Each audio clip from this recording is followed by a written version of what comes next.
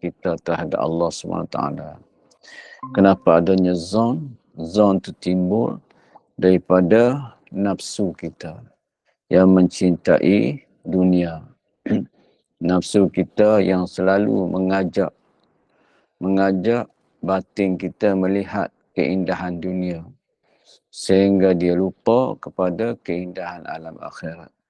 Jadi tuan-tuan yang dimuliakan oleh Allah Subhanahu Wa Taala, Allah Subhanahu Wa Taala jadikan kita ni terlalu unik, makhluk yang terlalu unik. Sebab dia kehidupannya pun unik juga. Satu, dia menguasai kehidupan di dunia, dan satu lagi ialah menguasai kehidupan di alam akhirat. Okay?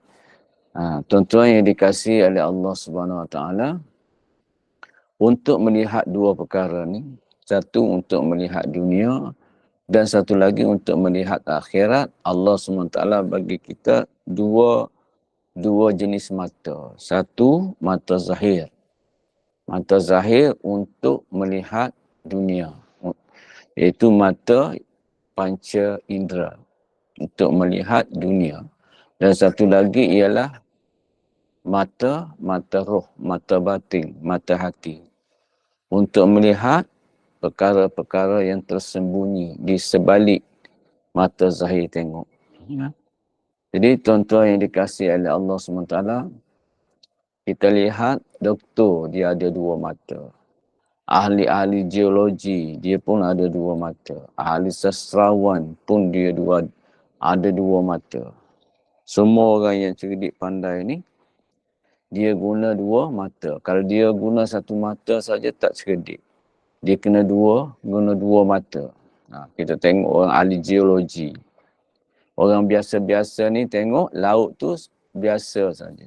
Kan? Lautan itu biasa, ombak. Kemudian dia tengok pantai. Kemudian dia tengok awan. Dia tengok burung-burung. Dia pun nilai bahawa cantiknya pantai ini, cantiknya laut ini. Kerana dia guna satu biji mata sahaja. Tetapi bagi orang yang guna dua biji mata, satu lagi dia guna mata cermin. Dia letak dekat mata dia, dia menyelam. Lalu dia boleh tengok apa yang di sebalik orang biasa tengok. Dia tengok ada banyak ikan, banyak jenis ikan, macam-macam jenis ikan. Bukan saja ikan ada, tapi dia tengok juga ada benda-benda lain. Dia tengok ada udangnya, ada ketamnya, ada sotongnya, ada penyunya, macam-macam keindahan lain lagi yang dia nampak disebabkan dia ada satu mata lagi. Ada orang yang guna mata yang lagi dalam, dia akan nampak mutiara yang tak dilihat oleh orang lain. Ada orang yang mata dia lagi dalam, dia selam ke bawah, dia melihat dalam, di dasar laut sana, di dalam tanah di dasar laut, dia lihat adanya kolam. Kolam apa? Kolam tempat tadahan minyak. Dia mendapat keuntungan yang besar. Ya. Begitu juga dengan orang sastrawan. Ya. Orang lain melihat pohon kelapa itu bergerak. Dia lihat pohon kelapa itu melambai-lambai. Sehingga dia asik dan terhibur melihat kelakuan pokok kelapa yang melambai-lambai. Ada orang lihat kelapa itu hanya nampak sabut saja. Ada orang pula dia melihat kelapa tu adanya tempurung. Ada orang lihat lagi di bawah tempurung tu adanya isi. Ada orang lihat lagi dalam isi tu ada santan. Ada orang yang melihat lagi di dalam santan tu ada minyak. Ada orang lihat lagi dalam minyak tu ada sabun. Ada alat-alat make-up dan sebagainya. Begitulah tajamnya penglihatan seseorang bila dia guna banyak mata. Kalau kita lihat dengan mata kasar saja, alam ini adalah alam begitu saja. Dipanggil hati apa? Hati orang kafir. Hati orang kafir dia gelap. Dia hanya nampak satu je. Yang lain ditutup oleh tempurung. Tempurung apa? tempurung nafsu dia. Jadi dia tidak nampak apa-apa. Selain daripada apa yang dia nampak, dia fikir itu hanyalah khayalan semata-mata. Tetapi bagi orang yang dibuka sedikit hati dia, dengan dia buka sikit pintu akal dia, lalu akal dia melihat dengan ilmu dia bahawa dunia ini ada yang tersirat di sebaliknya. Apabila dibukakan lagi pintu lain lagi, dia nampak alam-alam lain. Dia nampak alam malakut, ya, dia nampak alam-alam yang di sebalik alam ghaib di dalam sir dia. Jadi tuan-tuan yang dikasihi oleh Allah Subhanahu Wa Taala, kenapa Allah bagi dua mata? Kerana kita nak hidup dua alam. Satu alam dunia, satu lagi alam akhirat. Orang yang buta hatinya, dia hanya melihat kehidupan ini sahaja. Hidup kehidupan di dunia sahaja. Baginya keindahan kebahagiaan kesakitan kesusahan hanyalah di dunia sahaja. Dah tak ada lagi. Satu kehidupan lain sudah tidak ada lagi. Kalau nak keindahan, nikmatilah keindahan di dunia ini. Selepas itu tidak ada lagi keindahan. Kalau nak kesenangan, kejarlah kesenangan di dunia ini. Sebab itu tidak ada lagi selepasnya keindahan. Kalau sakit, carilah obat, ya, sungguh-sungguh.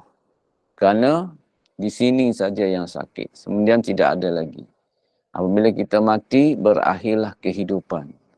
Tetapi orang yang ada dua mata, dia melihat di dunia ini hanyalah sementara saja. Tetapi di alam akhirat adalah hakiki. Bagi orang yang ada mata ini, mereka lihat bermulanya kehidupan selepas daripada mati. Sebelum daripada mati, hanyalah mukaddimah kehidupan, bukan hakikat kehidupan. Ya, mukaddimah kesakitan, bukanlah hakikat sakit. Mukaddimah kesenangan, bukanlah hakiki kesenangan. Ya, maknanya dunia ini mukaddimah kehidupan. Mati barulah hakiki kehidupan. Kehidupan yang sebenar. Kehidupan yang tidak ada akhir. Kehidupan di sini berakhir dengan lubang kubur. Kubur itu satu lubang untuk balik ke akhirat. Masuk lubang kubur, bermulalah kehidupan akhirat. Tak masuk lubang kubur, tak bermulanya akhirat. Itu satu alam barzah. Satu alam yang mana alam perantaraan antara dia dengan akhirat ialah alam kubur, alam barzah. Jadi tuan-tuan yang dikasihi oleh Allah Subhanahu Wa Taala, dengan Allah Subhanahu Wa Taala bagi kita penglihatan satu lagi, maka kita lihat adanya bayang disebabkan adanya objek yang menghasilkan bayang. Bayang tu tidak ada apa-apa. Bayang tu hanyalah satu benda yang panas, satu benda yang ada tetapi sebenarnya tidak ada. Bayang tu sama saja. Ada dengan tidak ada makna. Seperti bayang seekor anjing di dalam air. Dia melihat bayang di dalam air seperti ada. Hakikatnya tidak ada. Dia hanyalah satu gambaran pikiran dia sahaja. Tapi bukanlah hakiki.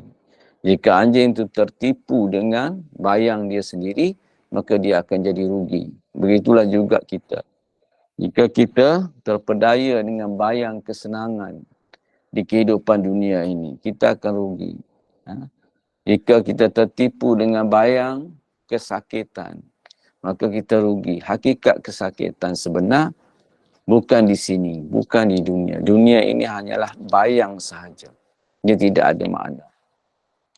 Jadi tuan-tuan yang dimuliakan oleh Allah Subhanahu Wa Taala, pada pagi ini kita akan lihat ujaran orang yang ke 147 dari kacamata orang yang mata basirahnya terang benderang, iaitu Syekh Ata'illah. Dia mengeluarkan satu perkataan yang begitu bercemerlang sekali, membongkar rahsia-rahsia di sebalik penglihatan mata zahir. Mata batin dia begitu cerah, begitu cemerlang, sehingga dia nampak apa yang tersirat di sebalik kejadian-kejadian zahiriat ini. Adanya pentadbiran ghaibiyat di sebalik pentadbiran zahiriat. Kata Syekh Ata'illah, mari kita baca sama-sama. 147. Kena tengok yang Arab tu, baru ada berkat dia. Lau asraqa laka nurul yakin. Lau asraqa laka nurul yakin la ra'aital akhirah aqraba ilaika min an tarhala ilaiha. Min an tarhala ilaiha. Wa la ra'aita mahasinad dunya qad zaharat kisfatul fana'i alaiha. Lau asrata, kalaulah terpancar nur, kalaulah terpancar, kalaulah bersinar, laka bagi engkau nurul yakin, cahaya keyakinan, cahaya yang keyakinan yang menerangi hati. Kalaulah terpancar di hatimu nur keyakinan yang menerangi batin kamu, la ra'aita, pasti kamu akan nampak al-akhirah aqraba ilaika, sesungguhnya akhirat itu sangat dekat kepada engkau, min an tarhala ilaiha, sebelum engkau melangkah pergi ke akhirat, kau sudah nampak akhirat itu terlalu dekat. Jadi mengapa kita nampak akhirat itu terlalu jauh? Sebab kita tidak ada nurul yakin. Tidak ada asraqa. Asraqa nurul yakin, tak terpancar di hati kita nurul yakin. Kenapa begitu? Kerana hati kita terlalu gelap dengan awan tebal daripada cinta kepada dunia. Ya. Jadi, kalaulah terpancarnya nur yakin, kata Syekh Ata'illah, la ra'aita, pasti engkau lihat, al-akhirah aqraba ilaika min antarhala ilaiha. Pasti engkau akan nampak akhirat tu sangat dekat sebelum engkau melangkah kepadanya. Kalau mati malam ni, esok akhirat. Kalau mati pada malam ni, dunia ini hancur. Rumah kita hancur. Kebun kita hancur. Perniagaan kita hancur. Dah tak ada lagi, hilang dah. Bukan milik kita. Dia tak akan masuk bersama-sama dengan kita kubur. Dia ditinggalkan dan dia pergi. Kemudian dia hilang entah ke mana. Jadi, tuan-tuan yang dikasihi oleh Allah Subhanahu Wa Taala, kalaulah mata yakin kita itu bersinar, mata yakin kita hidup dan terpancar, maka kata Syekh Ata'illah, akhirat itu adalah sangat dekat. Apabila orang melihat sangat dekat akhirat, maka dunia ini jadi binasa. Kenapa? Kerana dia tidak suka memikul beban yang banyak untuk balik akhirat. Kan? Mana ada orang-orang soleh itu suka kepada dunia. Dunia ini adalah bebanan pada mereka. Kerana mereka nampak akhirat. Jadi tuan-tuan yang dikasihi oleh Allah SWT, kata Syekh Ata'illah, wa la ra'aita mahasinad dunya qad zaharat kisfatul fana'i 'alaiha. Dan pasti engkau akan lihat keindahan dunia, mahasin, kecantikan dunia, keelokan dunia, kebaikan dunia. Qad zaharat kisfatul fana'i 'alaiha. Sungguh-sungguh dia akan menjadi suram, kisfatu. Dia akan jadi suram, fana, hancur 'alaiha, menghadapi alam akhirat. Jadi tuan-tuan yang dimuliakan oleh Allah SWT, bagi mereka dunia ini hanyalah bayang sahaja, bukannya hakiki. Bayangan kesenangan ada di dunia, tapi bukan hakikat. Macam kita kejar bayang, bila dapat? Tak akan dapat sampai bila-bila. Kerana apa kita kejar bayang? Kejar tak dapat. Sebab bayang itu bukan hakiki, bukan hakikat. Bukan dia ada, cuma bayang. Kejar, letih. Yang dikejar tak dapat, yang dikendung keciciran. Jadi, macam kita kejar kejayaan. Kejar, penat mengejar kejayaan. Akhirnya kita mati. Apa makna yang kejayaan yang kita kejar itu? Tak ada di tangan kita.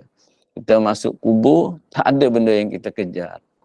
Dan yang sepatutnya kita bawa, kita tinggalkan. Amal kita, solat kita tidak khusyuk. Quran kita tak ada tadabbur. Zikir kita tidak ada fikir, tidak ada tafakur. Kan? Jadi sedekah kita hilang keikhlasan. Haji kita untuk berehat, ya, untuk berehat ataupun untuk rehlah. Pergi bersana bergaduh dengan tu Arab tu, kan? Bergaduh dengan kedai tu, minta nak harga murah. Bergaduh sama-sama sendiri kerana berebut nak kucup Hajarul Aswad, kan? Tolak menolak kerana apa? Kerana nak berebut tawaf dan sebagainya. Semua perkara-perkara tu tak diingini semasa kita mengerjakan haji ataupun mengerjakan umrah. Melihat aurat orang dan sebagainya. Jadi tuan-tuan yang dimuliakan oleh Allah SWT, haji dan umrah sebagai ziarah untuk mencari kerehatan, untuk mencari kebanggaan sahaja. Sebab hati kita mengejar bayang, mengejar kermahasuran, mengejar nama, mengejar kedudukan, ya, dan sebagainya. Jadi tuan-tuan yang dimuliakan oleh Allah SWT, Rasulullah sallallahu alaihi wasallam berkata, sesungguhnya nur cahaya jika masuk ke dalam hati, terbuka lapanglah dadanya. Apabila nur cahaya masuk dalam hati, dadanya menjadi lapang.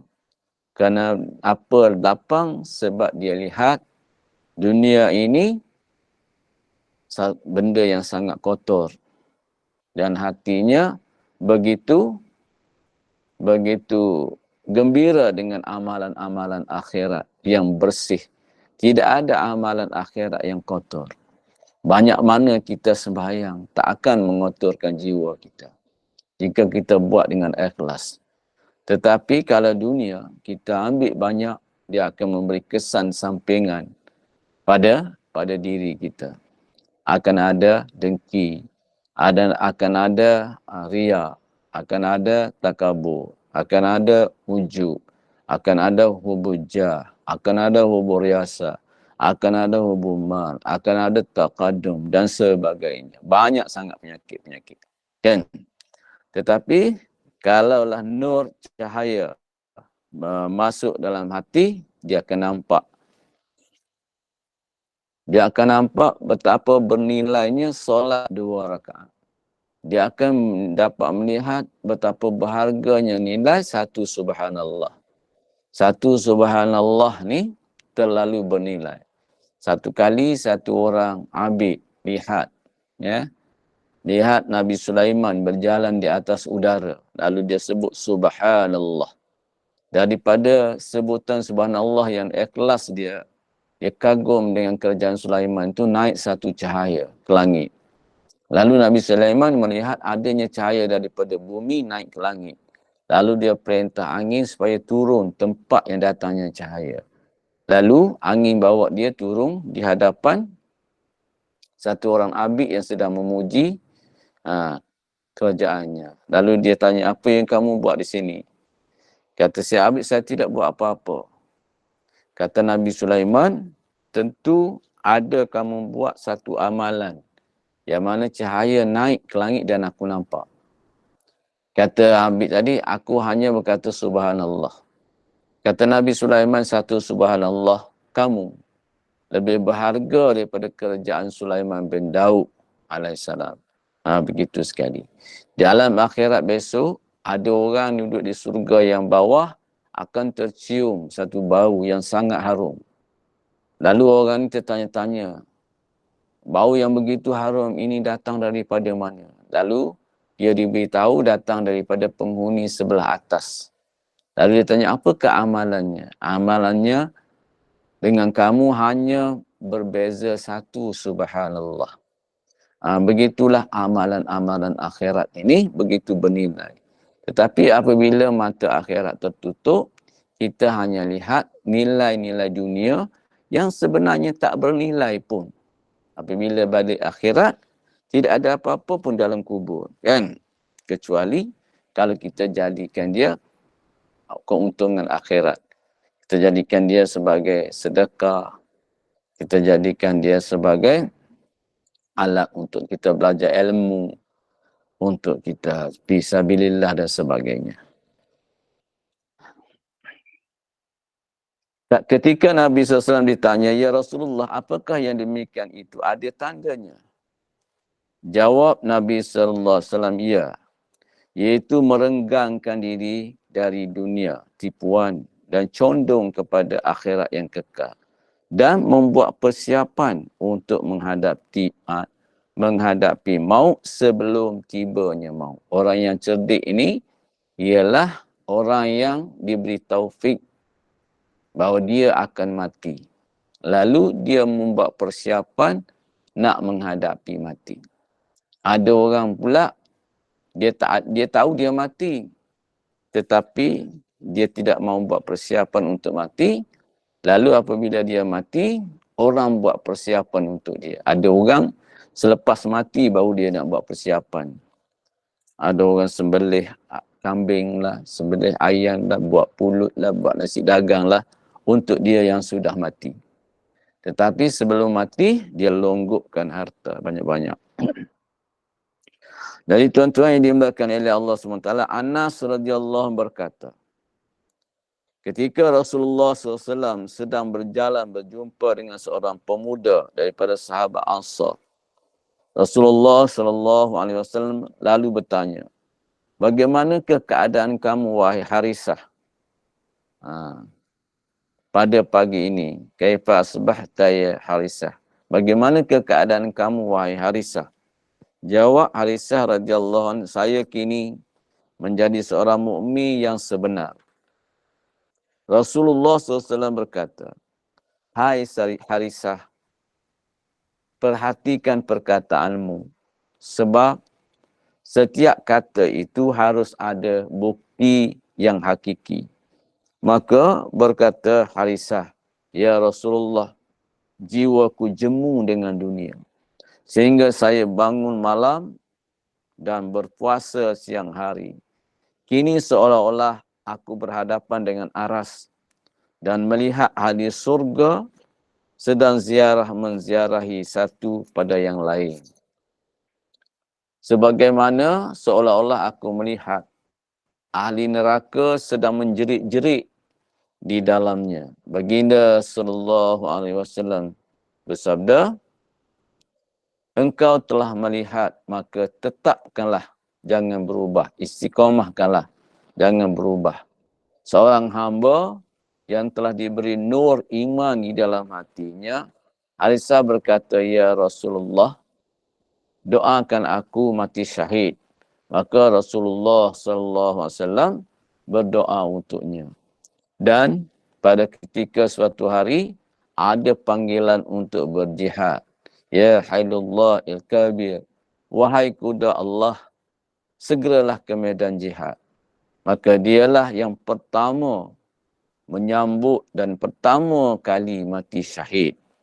Dan ketika ibunya mendengar berita bahawa anaknya telah mati syahid, dia datang bertanya kepada Rasulullah sallallahu alaihi wasallam, "Ya Rasulullah sallallahu alaihi wasallam, beritahukan kepadaku tentang Harisah putraku. Jika ia di surga, aku tidak akan menangis atau menyesal. Tetapi jika lain daripada itu, maka aku akan menangis selama hidupku di dunia." Jawab Nabi SAW, "Hai Ibu Harisah, bukan hanya satu surga, tetapi surga di dalam surga. Surga di dalam surga-surga. Dan Harisah telah mencapai Firdaus yang tertinggi. Maka kembalilah Ibu Harisah sambil tertawa dan berkata, untung, untung bagimu hai Harisah." Begitulah para sahabat Nabi, bila dia berduduk bersama Nabi, melihat Nabi, bercakap dengan Nabi, bersohbah dengan Nabi, berjihad dengan Nabi, hati mereka cerah cemerlang. Sehingga akhirat itu terlalu dekat dengan mereka, sehingga mereka rasakan dunia ini hanyalah tempat untuk ujian semata-mata, bukan tempat untuk tempat tinggal. Mereka tak nampak dunia ini sebagai warga negara mereka. Malaysia ini bukan warga negara kita. Kita ada warga negara tetap, bermukim tetap. Iaitu warga negara surga atau warga negara neraka. Abadan abada. Warga negara Malaysia ini hanyalah sekejap sahaja. 60 tahun atau 70 tahun. Apa yang kita ambil daripada atas bumi di Malaysia ini dikembalikan kepada Malaysia. Dan kita akan balik berjumpa dengan Allah. Jika kita bawa barang-barang yang datang daripada Allah adalah bersama-sama dengan kita. Jika kita ada barang-barang yang kita ambil daripada Malaysia, kita pulangkan balik. Kita bawa selai kain putih sahaja masuk kubur, yang mana di dalam kubur sana dah ditunggu pun jutaan ulat-ulat untuk memamah kita dan roh kita sama ada di Ainiyin atau di Sijin, tempat menunggu, tempat amal. Jadi tuan-tuan yang dimuliakan oleh Allah Subhanahu wa taala,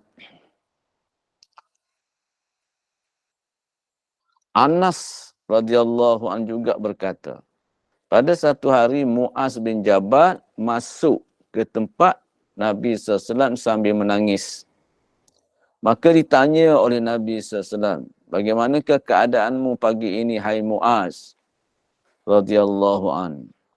Muaz radhiyallahu an menjawab, aku pagi ini mukmin benar-benar kepada Allah.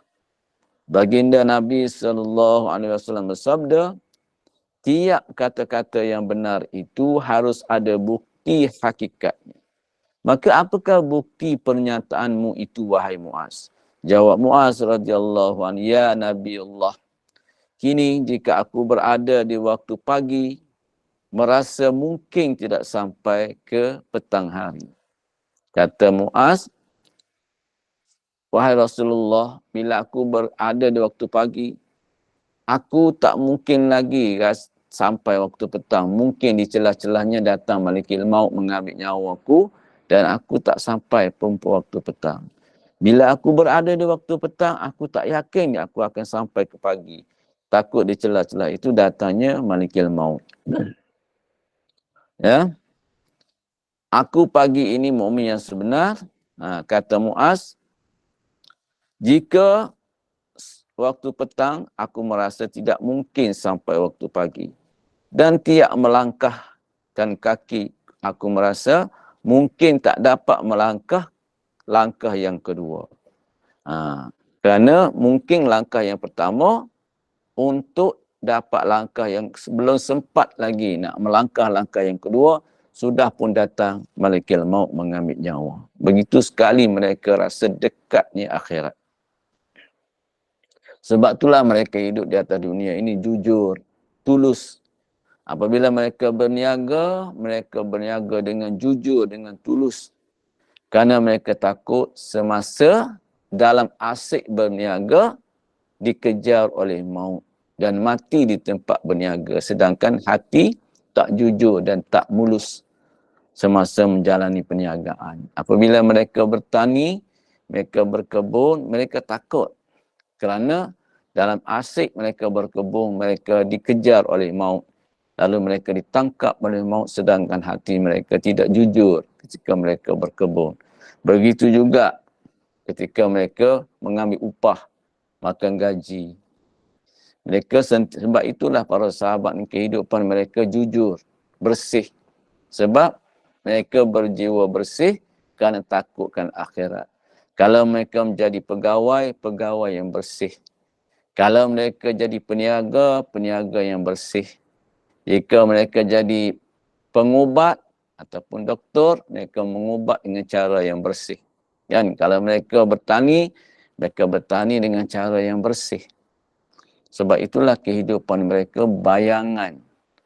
Bayangan kehidupan surga. Madinah itu bayangan taman surga. Kehidupan bersih. Tidak ada satu orang ingin mengkhianati orang lain. Tidak ada satu orang yang nak merampas hak orang lain. Tidak ada orang yang mendengki tentang kehidupan orang lain. Masing-masing diri sedang bersiap siaga untuk menghadapi maut di mana pun mereka berada. Jadi tuan-tuan yang dikasihi oleh Allah SWT,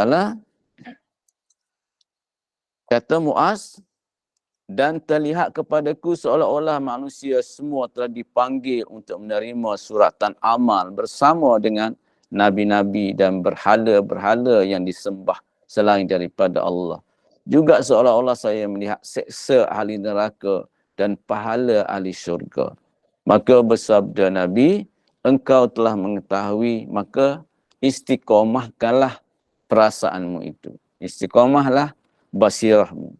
Rasulullah SAW ketika memberitahukan kepada sahabat-sahabatnya hal gugurnya sahabat Zahid bin Harisah dan Ja'far bin Abi Talib dan Abdullah bin Rawahah radhiyallahu an, berkata, demi Allah mereka tidak senang andaikan mereka berada di antara kami. Rasulullah memberitakan demikian dengan air mata yang berlinang-linang. Bagaimana mereka gugur di medan jihad.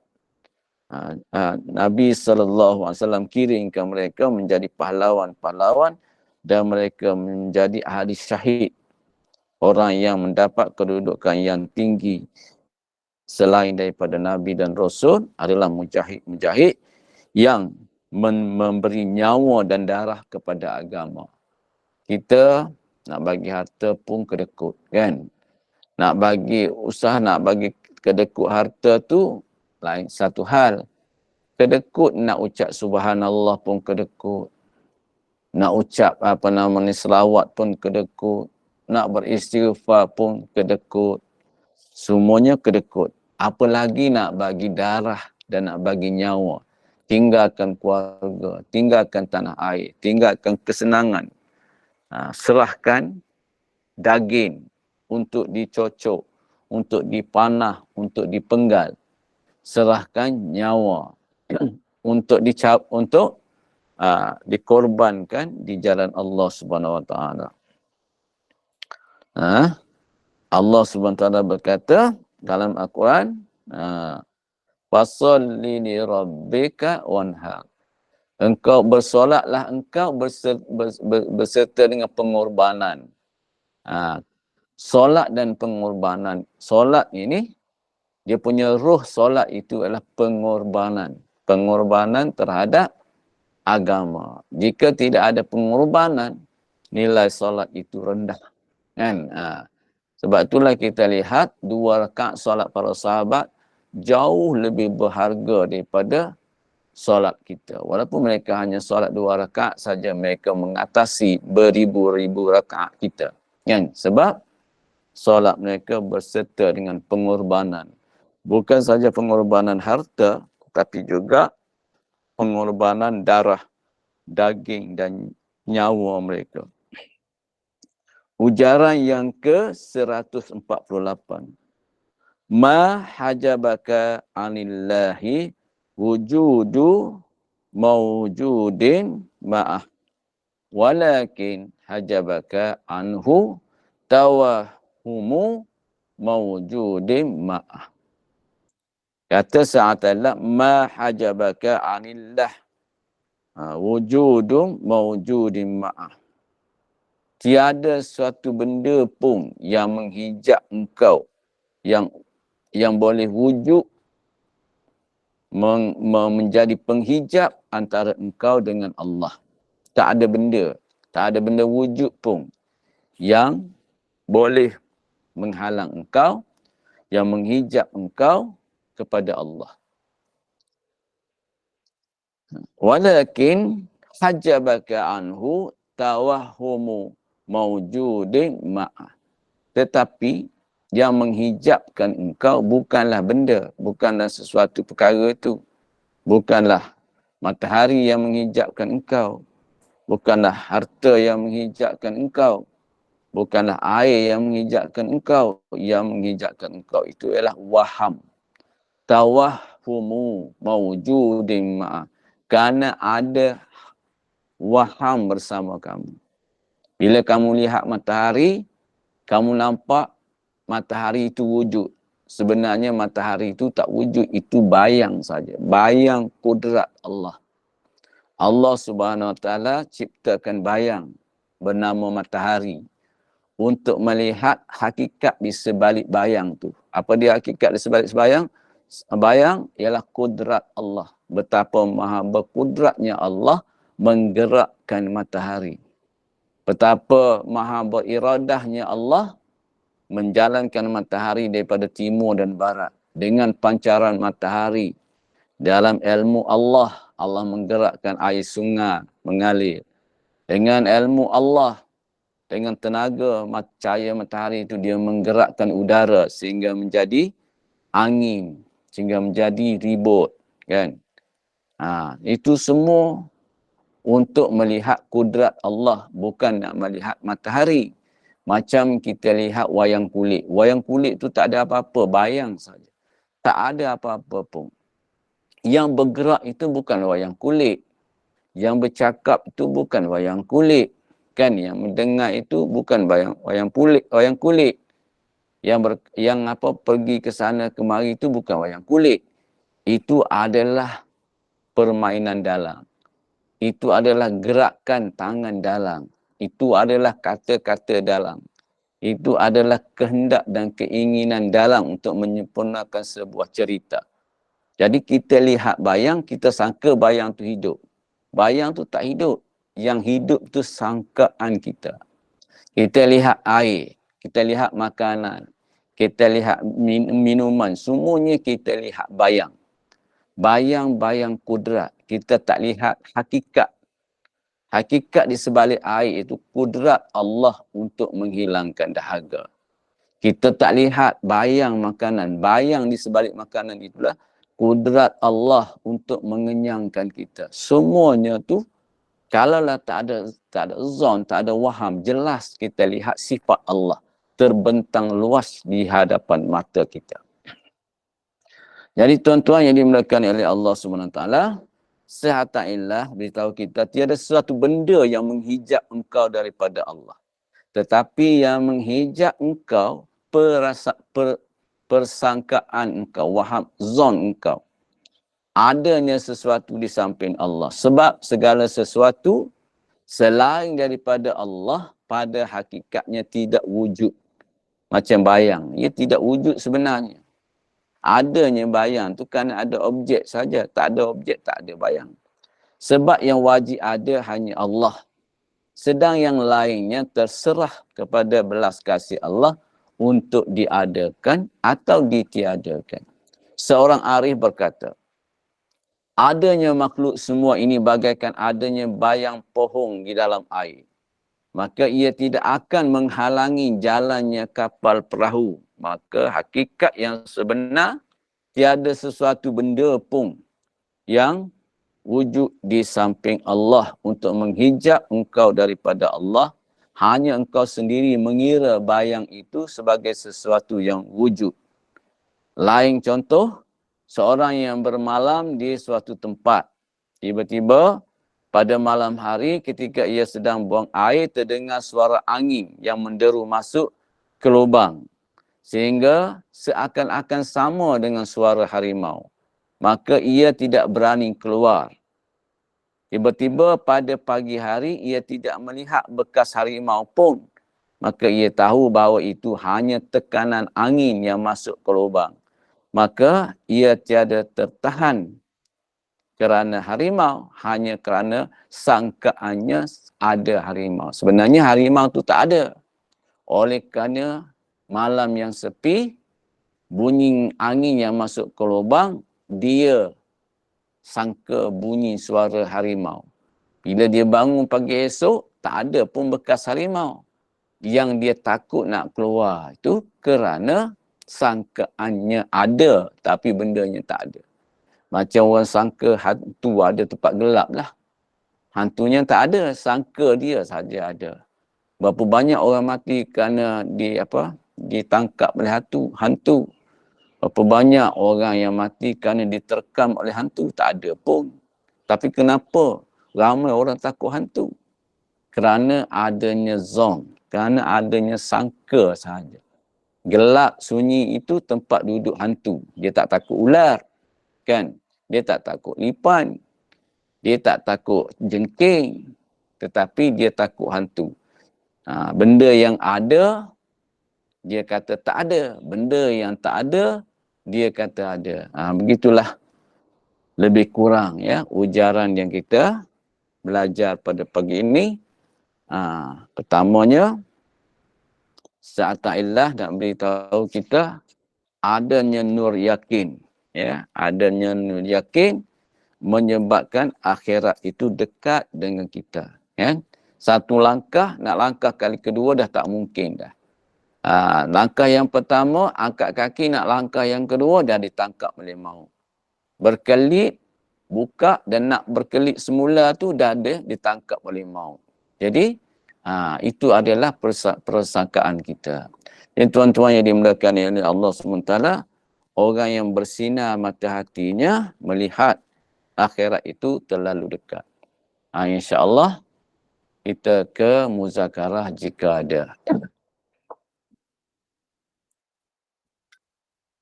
Silakan.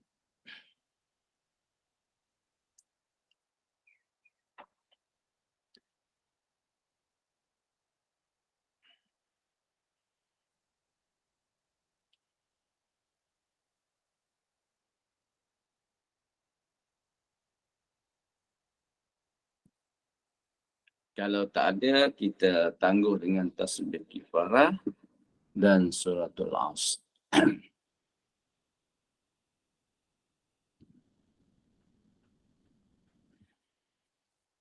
Ada ke tak ada?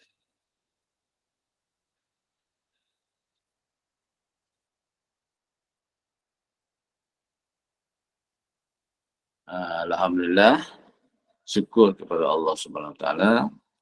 Kita sudah belajar dua ujaran yang penting pada pagi ini.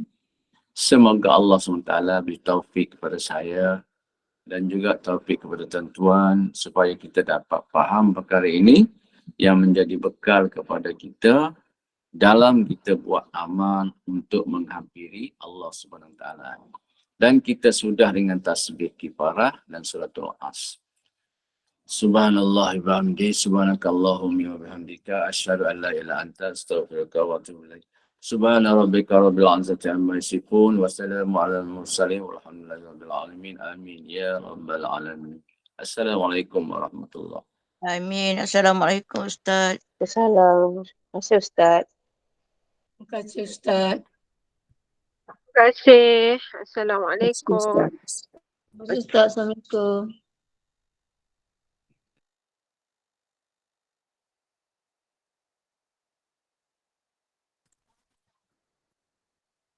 Terima kasih Ustaz. Assalamualaikum warahmatullahi wabarakatuh.